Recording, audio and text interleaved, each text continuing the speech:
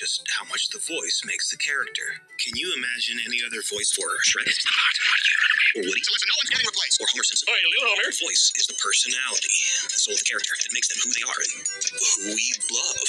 A character like SpongeBob is really hyperactive, but he also has really quiet moments where he doubts himself. I feel like a failure, Gary. And you also have those moments where he's really yelling his head off. This is Tom Kenny, and Nickelodeon didn't want him. In fact, they barely knew who he was. I kind of began a career in stand-up where I did a lot of characters and things like that. I was, when I was still auditioning for live on-camera TV commercials and stuff. Tom had worked with Steven before in Rocko's Modern Life. You crazy black jockey! If you've watched SpongeBob, you might recognize the name Steven. He came to me before he had even pitched it to Nickelodeon. He had this pitch ready, and he said, I have your mind for this character. He showed it to me. It's what they call a Bible. That he had drawings of SpongeBob and even some little watercolor treatments of the buildings and the sky. He showed it to me. It's what they call a Bible. That he had drawings of SpongeBob and even some little watercolor treatments of the buildings and the sky.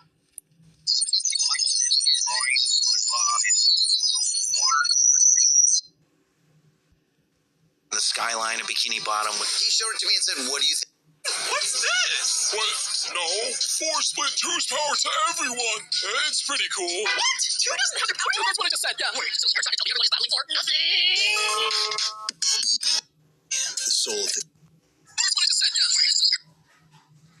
The soul of the character that makes them who they are and who we love. A character like SpongeBob is really hyperactive, but he also has really quiet moments where he doubts himself. I feel like a failure, Gary. And you also have those moments where he's really yelling. Where I did a lot of he had this pitch ready, and he said, I have your mind for this character. He showed it to me. It's what they call a Bible. That he had drawings of SpongeBob and even some little watercolor treatments of the buildings and the skyline of Bikini Bottom. He showed it to me and said, what do you think this guy would sound like? Half a boy and half a man. He's part of Jerry Lewis. Or Pee Wee Herman. Morning, Fred. Me too. Come on, let's get some breakfast. Or Stan Laurel from Laurel and Hardy. What are you laughing at? Just mix all that up and see what you come up with, and he liked what he heard. He didn't really have like actors in mind, except for Tom. I said, do you want to see anybody else for SpongeBob? Nickelodeon, powers that be. They might like to hear some choices. Why don't we just do a couple? They were kind of pressuring him to use a celebrity, like an on-camera celebrity for the voice of SpongeBob. And they're using actors. And Steve, thank goodness, resisted the Fred Savage suggestion. I've been trying to get on this show. And, yeah, he has a job.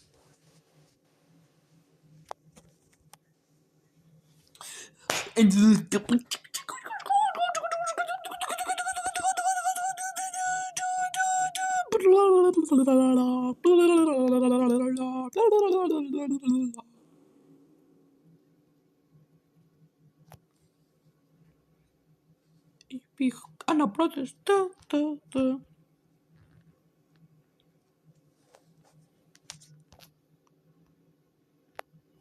Fred Savage suggestion. I've been trying to get on this show. And, yeah, he has a job. While working for Nickelodeon on Rocko's Modern Life, Hillenburg started thinking about an ocean-themed cartoon. Stephen loved to see and study marine biology and the sciences, but he also... I came up with this idea of doing this comic book called The Intertidal Zone, and it starred basically all these invertebrate sea creatures from tide pools in Southern California, such as sea star, barnacles, shore crabs, and actually the host was a sponge named Bob, but not like SpongeBob, he was a natural-looking sponge. I wanted to do an undersea show, but didn't really have an idea that I'd want to torture myself over for several seasons. And then Martin was looking at the Intertidal comic that I had, and he said, "What are you, crazy? This is your show right here." I didn't want to follow the same logic of other undersea shows where you see fish and they live in old boots and tin cans, and I thought, well, what if they have their own little society that's based on familiar imagery, like someone lives in an anchor or someone like SpongeBob lives in a pineapple. There's a certain suspension of your beliefs, like there's no fire and it's a fish walk and these sort of things that help us to write stories that parallel our lives. I remember early on that there's no fire and it's a they were all worried, like, what is he living in a pineapple? My logic was pineapple in some cultures represents friendship. Like, well, it's all over because that meant welcome. Yeah. 150 years ago. Yeah, it makes sense that he would live in the pineapple because he's friendly. Hillenburg had his concept for the show, but there was no guarantee Nickelodeon would go for it. I think it's harder to sell it without a film. When you just show people drawings and you're trying to explain, this is like Charlie Chaplin. He's an innocent sponge who lives in this town called Bikini Bottom. Yeah, I think there was a lot of questioning. I'd say one of the cardinal rules when you're pitching is to just get people in the room to laugh, get their attention, get them excited. Ultimately, the day came, it was time to pitch. I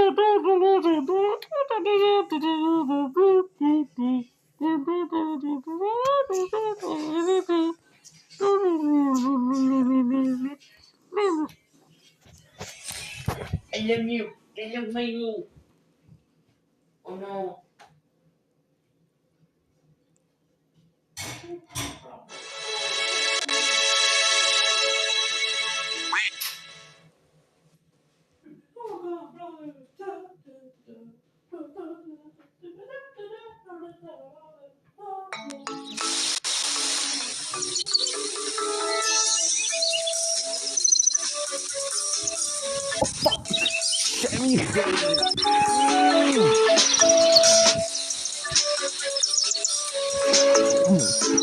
Fuck you, man.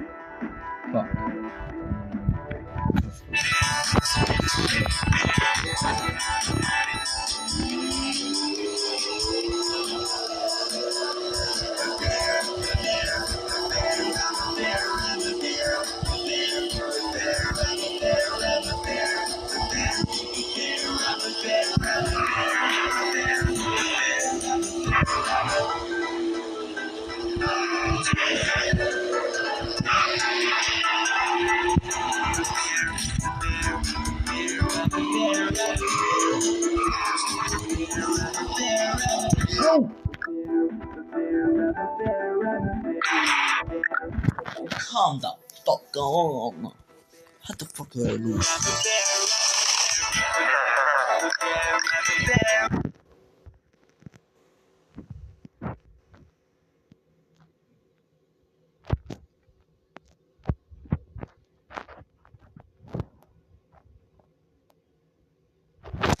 The bear, bear, bear.